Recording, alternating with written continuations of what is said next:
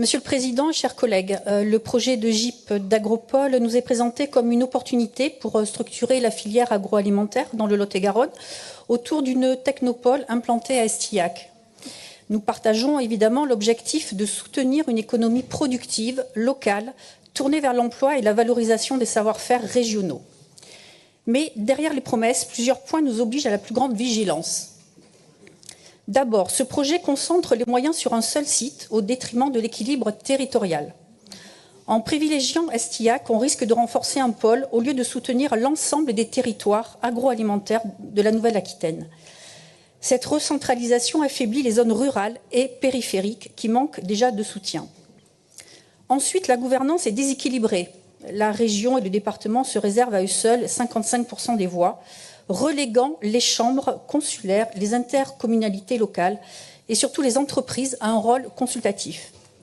C'est une structure verrouillée qui tourne le dos à la démocratie économique.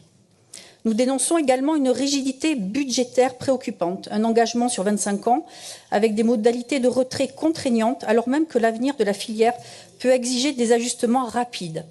Ce verrouillage est contraire à tout principe de pilotage démocratique.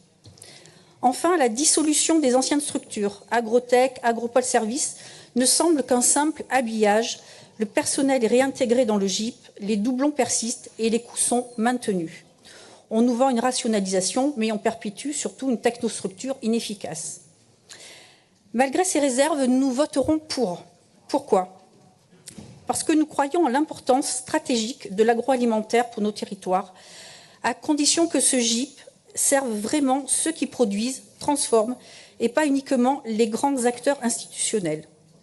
Notre vote favorable est un vote de responsabilité, mais aussi un signal de vigilance sur la répartition équitable des moyens, sur la représentativité des entreprises et sur l'efficacité réelle de la structure. Je vous remercie.